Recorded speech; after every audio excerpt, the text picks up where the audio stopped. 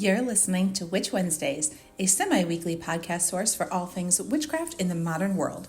Join your host, Steph, on Wednesday mornings to chat about seasons, Sabbats, and all new witchcraft topics to help you make your life more magical.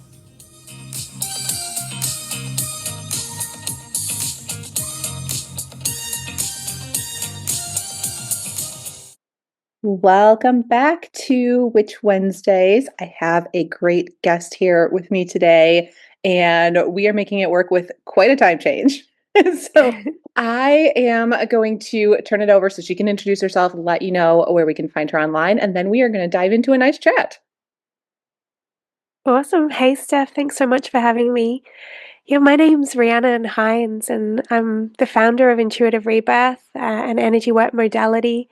And you can come and connect with me over on my Instagram, Rhiannon Heins with a little underscore, or over at Intuitive Rebirth on Instagram, or you can head to intuitiverebirth.com. Well, thanks so much for being here today. I am excited to chat with you and give listeners a little bit of a deeper understanding and different perspective because you focus on something that is like the exact opposite of what I do. I am an avoidance queen. And if I don't, if something's like bothering me, or like I'm scared of something, like I'm not going to do it. I'm just like, no, that's not for me. And I like push it way down and I don't ever deal with it. So I am very excited that you are here today to talk about the exact opposite of that. Because you are all about actually meeting shadows and working through that. Yeah, well, I love your honesty. It's very refreshing. But but my work has taken me to I guess the underbelly of spirituality, the dark, shadowy corners that, as you say, are much more comfortable to avoid. And I'm so excited to be here talking to you because I love everything that you speak about and all the magic and all the mysticism. But yeah, I'm excited to share with your audience the mysticism that exists and the magic and the miracles that exist when we go within ourselves to meet the uncomfortable places that we've been avoiding, so that we can ask of ourselves, what are you trying to show me? What secrets lay within these shadowy places, and what opportunities for growth and expansion live here? And my journey spiritually started very much in the love and the light and in the avoidance as well, just like all things sparkly and all things that feel aligned and expansive and just keep looking that way. But obviously my path had other ideas for me, and I've ended up working in the realm that I never thought I would. And yeah, so I'm excited for any questions that you have, Steph, because I think coming from your perspective, you're going to ask questions that are going to be so needed. Well, I would love to know then how did that start and how did that change for you? Like, what was the moment that you decided to actually confront something like that instead of being the love and light, sparkly avoidance place that I so love to live in? Yeah, well, it's through a complete lack of choice. A complete lack of choice. My body just started to scream at me at one point in my life. So I'll flash you back to a point that was not that long ago, I guess, about 7 years ago. And I was very much like on the spiritual path, and I had, an altar in my bedroom. I had however many decks of tarot, crystals everywhere. I actually owned a yoga studio business, and like my whole life was spirituality. And I was living in this apartment, and I had a partner and a dog and this successful business. But there was a feeling that there was a lack of depth within my life. And I had kind of compartmentalized my life. I had decided, okay, well, I can be with a man who is connected and conscious and on the same path as me, but maybe with no money, who lives in a van, I'd made these assumptions. Or I can choose the man that I have, who is grounded and stable, who has no idea who I am. There's a complete lack of resonance and a complete misfit in terms of our consciousness. But this is a choice that I have to make, and I choose stability. So that was a choice that I was making, but it was like my body ached for depth. My body ached for connection. My body ached to be met, not just in my relationship, but with myself. And the more I started to recognize the pain of what was missing, the bigger that pain became. And it's funny because I felt happy, on the surface, there was so much to be happy about. But there was a longing for depth that started to carve out a path for me that was deeper. And the funny thing about it is, once we start to acknowledge the pain and the longing that we have, there's literally nothing to do because the universe orchestrates it all for me.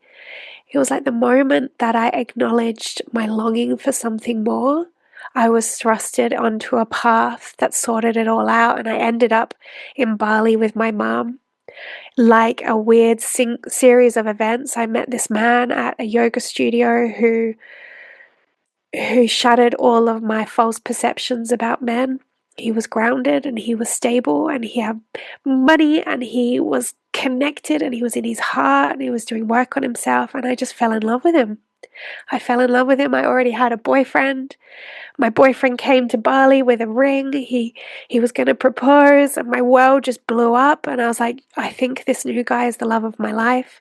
I sent the old guy home, and 5 weeks later, me and the new guy, who's my husband, we were pregnant, and it was just like boom, boom, boom. And my whole life has become this journey of now recognizing subtle pain within myself and being like, okay, there's a longing here for more, and just recognizing it and allowing the universe, the divine, the mystery to take care of the rest. And that's why I feel that this kind of shadow work, this recognition of what's missing, is the catalyst for incredible transformation in our external reality. There, I like there's so many parts of your story that like terrify me. I think it's funny because when you're talking about that in the story of meeting your husband, it sounds like a rom-com, like, where, two people are so wrong for each other, and then one of them goes, on a trip to a small town and, like, meets the love of their life there, and then breaks up with, like, the big city person that they were with before, like, that's exactly what it sounds like the hit storyline of so many, like, books and movies, and when I watch those or read those, I'm always, like, team person left behind. I'm like, "Wait a minute." So, like, "No, let's not do this. This is so hasty and rash, and what are you thinking?" And then to hear it from like your side of the story is just crazy to me. Like I like the stability. Like I think I would panic in your situation. Yeah. I mean, we all like stability. Stability is kind of what we cling to in this world. But the incredible thing that can transform within ourselves is that we can learn to love ourselves so deeply that we become the stability. Like the way it feels to be in our own being is that stability. It's the rock, it's the mountain. And then when we find that within ourselves, whatever is presented to us, we have this inner confidence to trust. And I think so many people miss out on the opportunity to experience miracles in their life because they're clinging to old forms of external stability. And there is an incredible magic that happens when we are the rock, we are the mountain, and we just open our hearts and say, okay, I'm ready for whatever magic is coming my way, and I trust, and then life kind of just keeps getting better. Not easier, but more beautiful. But yeah, I hear you in the terror, because living this way is, it brings up every fear. It brings up every fear. But then when the fear is brought up, it's also an invitation to transform it. And on the other side of fear is always love. Do you have any advice, like baby steps, for somebody who is maybe on the same wavelengths as you and thinking, maybe there is a fear, there is something that's not right, and I want to make a change, and maybe they are being pushed by the universe in a different direction, but they are more like me and they're digging their heels in, but maybe listening to Yeah, the podcast. Is there a good baby step to point them in a different direction? yes. So, firstly, the mind is the way that you're going to get yourself super confused. And if there is a hunger there to do what's right for you, if there is a hunger there to walk the highest path that you can possibly walk and see what mystery and miracle lives there, then the heart is going to lead the way and the mind is going to confuse you.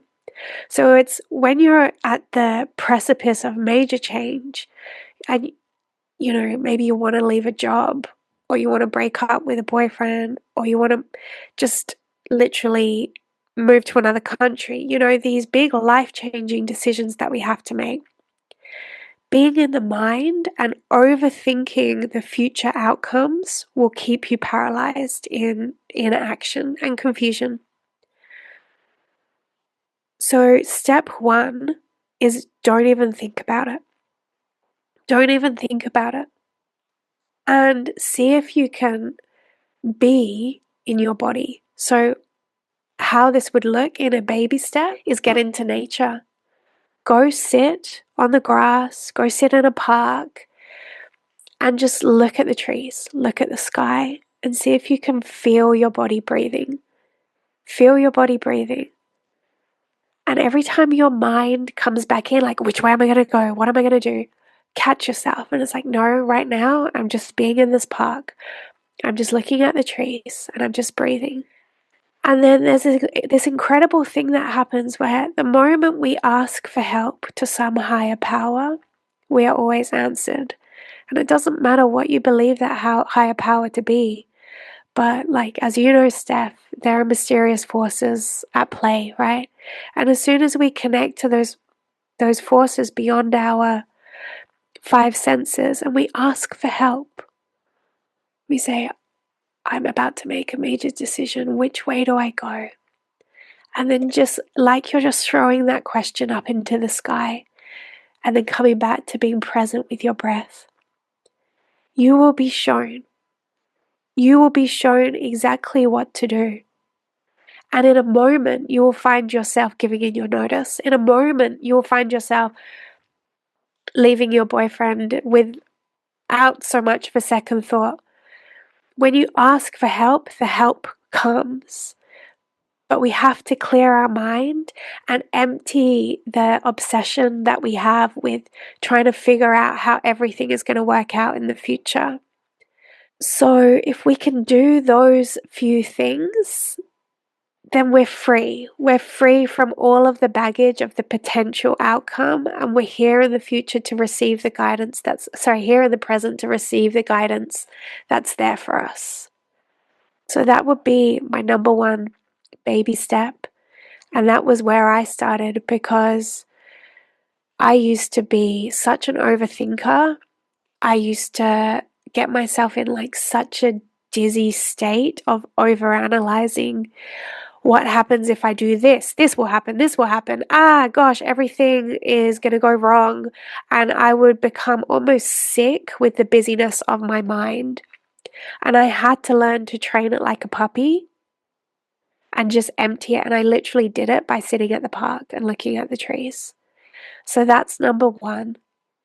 And then the second step is when you make these big decisions and you're doing it, it's going to bring up fear, right? It's going to bring up fear. And with fear, we've got two options, right? So it's like we can F everything and run or face everything and rise, right? These are the two ways fear, F-E-A-R. F everything and run, face everything and rise. So when we have that fear that arises, it's like, okay, what am I going to do? Am I going to run from this and am I going to shut down this opportunity to grow? Or am I going to sit in this fire and am I going to allow myself to breathe into this fear and see what happens? So when we're experiencing strong emotion in our body, the other invitation is see if you can just feel it and not try to change it. Strong emotion, strong fear, just let it be in your body, breathe into it and go, and just keep doing that, breathe into it, instead of trying to like make it go away. Get out the phone and scroll, go make yourself busy. It's like just being with the strong emotion and emptying the mind. If you do these two things, then your life becomes monumentally easier and you can have the confidence and the courage to follow the path that is calling you. I really like how you talk about it in terms of training it like a puppy, because that just makes so much sense in that it might not be an overnight change. It might be something that you continually have to work on and go back to baby step one over and over again before something clicks. Because I do think maybe people can get, and when I say people, I mean me, can get stuck in a cycle of just like doing those same sort of behaviors over and over, but then like reverting back. So it's kind of nice to hear the puppy analogy that all is not lost. You can keep working on it. Yeah, and the mind is like a puppy, and we only ever need to master the thought that we think in the now. Because, like, training your mind forever, that sounds like a monumental task. Like, how could I ever fix this mind that is so out of control? But it's literally just one thought at a time. So you have a thought that is just out of control, panicking about the future. It's just like, okay, just notice that one thought. And you could do something like count the breath in your body, look around at the trees all around you and the sky. Or you can replace the thought. Say you have a thought like, oh my God, I'm never going to be able to do this. If you have that thought and you notice it, you could say, I'm open to receiving the guidance that shows me how to do this. And you can like actually replace your thoughts and just doing it one thought at a time. If you do it kind of make a conscious effort within 2 weeks, that mind puppy is going to be transformed. And it's not that you won't ever have to be conscious of your thoughts again, because it's, as you say, it's something we have to continually do. But just 2 weeks of focused effort to master your mind is huge. Like it will transform in just that time. So you talk about, a lot about the mind and yourself and offering things up to the universe pressing you in the right way, which is sort of the way that I talk to. So am I right in understanding that you don't have to have any particular religion to practice this or adopt some of these techniques? You don't have to have a belief in any sort of pantheon or system. You can believe whatever you like, at the end, you can believe whatever you want because at the end of the day, that even an atheist, even an atheist requires the belief that everything has to be measured and proven, except for one giant miracle that births everything into perfection at the beginning of time. So there's a ludicrousy in even that, right? There has to be some sort of belief in the divine nature of creation. So it doesn't matter what you believe, it's obvious that there is a force, an energy that has the wisdom to transform a caterpillar into a butterfly, that has the intelligence to grow a baby fully and completely in the womb and birth it spontaneously. There is a wisdom that is guiding the phases of the moon and the rise and set of the sun. And it doesn't matter what you believe, you just have to open your eyes to see that there is a miracle at play every single moment. So when you open your eyes to that miracle, then you also open your eyes to the miracle that you are yourself. And if you can be guided so gracefully to come into physical form, to be conceived, to be born, to grow legs, to grow arms, hands, a brain, a heart, then of course that guidance never ever leaves you. So there is an aspect of common sense that allows us to believe that there is a higher power orchestrating everything, whatever name you give it. And once you open your eyes to that, you're attuned to it. You don't even have to try. And from that attunement, it's like that higher power starts speaking back to you through messages, synchronicities, because your whole life is set up as like a beautiful mirror to just show you the way.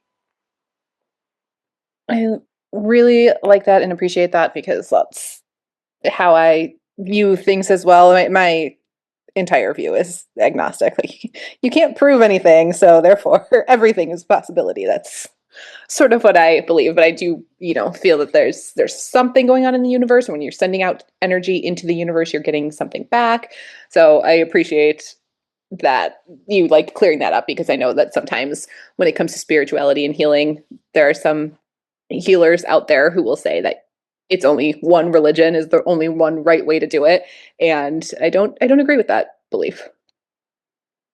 Yeah, well, as you say, everything is possible. Everything is possible, and we're all of the one. You know, we're all the same. And the real energy of healing is love, and love isn't exclusive. And it's really just love and creation. So whatever form that takes, it's uh it's within us and it's all around us, and it doesn't matter what we perceive it to be or what name we give it. It's the same thing.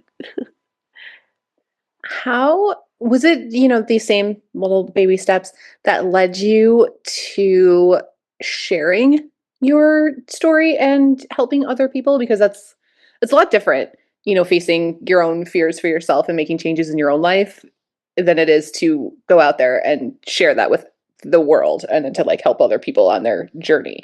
So I'm curious if that was like a different fear for you to break through. Yeah, well, it is very different, but I it's it's like I have never had a choice in the matter when it comes to teaching, because I was thrusted into a position of teaching from such a young age.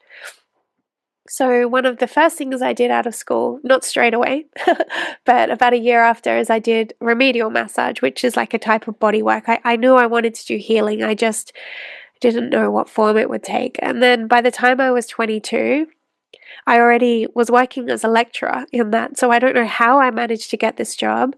I don't know why I got hired as a lecturer at 22, and my colleagues were all in their 50s and 60s. But it was like I was just thrusted into this role that I just had to hurry up and figure it out. And when I got that job position, I felt so unworthy. Why would anyone want to listen to me speak about teaching them body work when I'm only 22 with so little experience? But I did. I figured it out. And day by day, I just had to stand up in front of a classroom and have all these eyes looking at me. And it was like, well, I better say something. And I just tried my best. And at the start, that job was horrible. It was so painful and scary. And then after about a year of doing it, it was like second nature, you know. I was like making jokes and work in the room, and I figured it out. So from a really young age, I had like the ability to teach, and I got those skills kind of embedded into me as a form of mastery that was going to come into play later on in my life for my true path. And my true path is like what I'm doing right now. It feels so true to me, which is teaching healers my modality, which is intuitive rebirth, which is showing them how to take their clients far deeper for sort of deep trauma release work and deep somatic work. And it's very psychic and it's very shamanic. But the way that I started teaching that was that in my own work that I was doing as a healer, my clients that were coming to me, like I just had such a strong system that I was following where I was able to psychically attune to each client before they came and ask for like a blueprint for how to serve them in that moment. Like what is holding them back? What is within their body that they don't need anymore, like an old trauma, an old pattern, an old program? How do I help them to free that? And then what are they ready to initiate or remember about themselves? And how can I help with that? And I would always get this psychic information. And then when someone came, I would know exactly how to guide them into that trauma so they could release it. And because I had the psychic information, I would take them to where they needed to go so quickly. So within like 5 or 10 minutes of the session, the person would already be in this incredibly deep, profound release. So because I was working like this over and over, I was like, this is teachable. This is teachable. And I formulated Intuitive Rebirth because I wanted every healer to know that if they can just open psychically to get this information for their client and follow a few simple steps, they're going to be able to help their clients so much more deeply in such an easy way. So for me, it was like I had the ability to really systematically share my method in like modules and simple steps because I had that knowledge as a lecturer. And it was just like such a natural flow of events that took me to this point. And there is nothing now that I love more than teaching and creating in-person training spaces where just all this magic and mystery can be shared together in a space.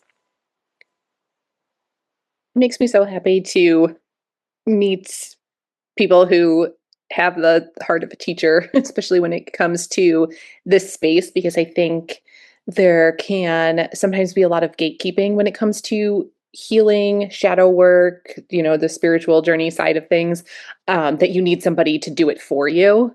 And you really advocate for taking these steps for yourself and teaching people how to take control in that way. And I love to see that because I don't like the gatekeeping aspect of that. I feel like everybody should be able to have that power for themselves. Yeah, absolutely. And I fully agree with you. I don't like that either because there is no more disempowering message than the message that says, like, you need me in order to be healed. Because the true work of the healer is just like someone who shines a little lantern into those shadowy spaces and is like, come here, come into this spot. And that's all I want to share as a teacher is it's like these ways for the healers to hold those lanterns for others, and everyone everyone needs to be empowered in their own ability to hold themselves, to feel their emotional body, to process their own emotion, because let's face it, we can't have healing sessions from others every single day. And every single day there is a challenge. Almost every single day, our emotions and our energy bodies, they rise and they fall. There's contraction and expansion. This is a journey that is quite intense sometimes. And it's so important that everybody has the skill set to be able to navigate their own energy without suppressing or denying or running away from themselves. I love that. It's, similar to therapy where you're teaching the tools, but your therapist doesn't want you to stay in therapy forever. That's not their goal.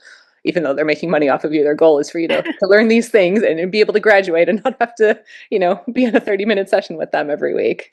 So it's very, very similar like that, where you're encouraging people to grow and get past that fear Yeah, mindset.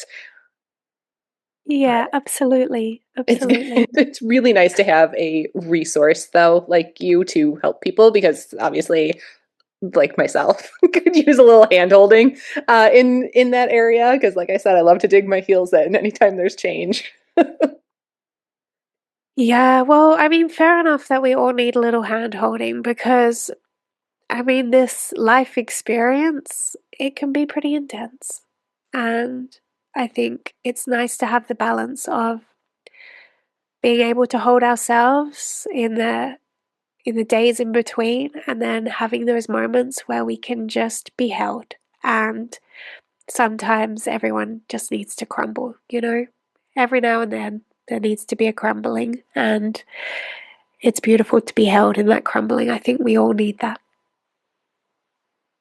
Well, I every really now and appreciate you taking the time to chat about this topic today. Like I said, your perspective is so different from my own.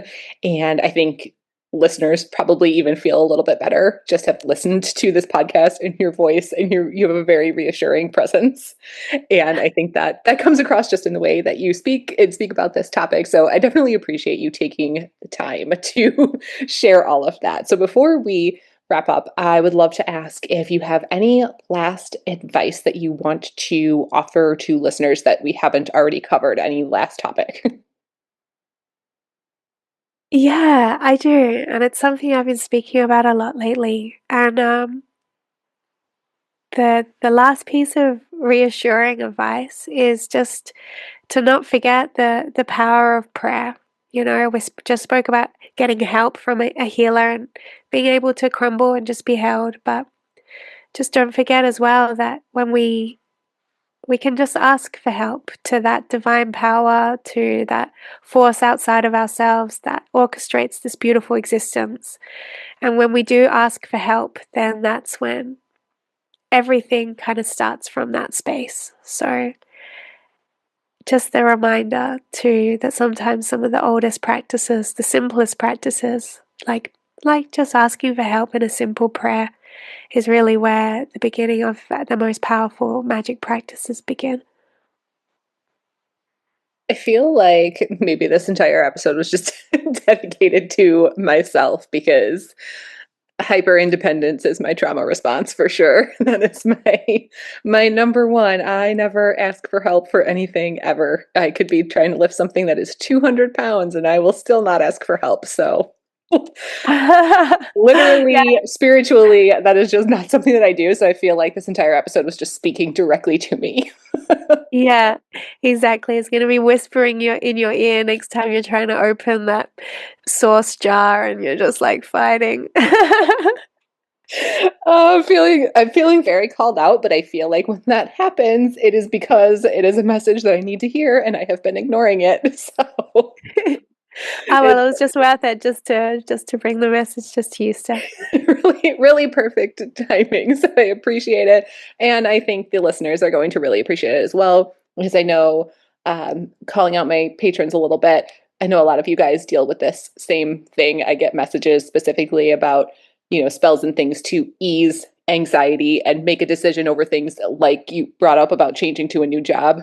Just got a request for that as well and getting some guidance for that. So I do feel like this episode is going to resonate with a lot of people at exactly the right time. So thank you so much for being here today and spending the time. I really appreciate it.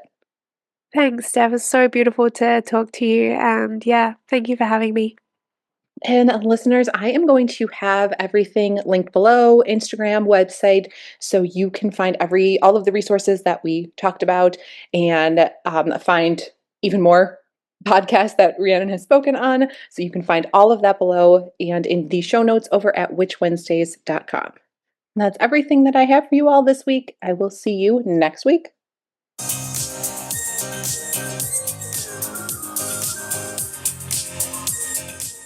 Need even more witchcraft in your life? Subscribe to Witch Wednesdays on Patreon and YouTube for all types of exclusive bonus content like spells, recipes, book reviews, and more, or even order personalized tarot readings and spells. Be sure to follow on Instagram at Witch Wednesdays Podcast. And you can find all these links and more at witchwednesdays.com.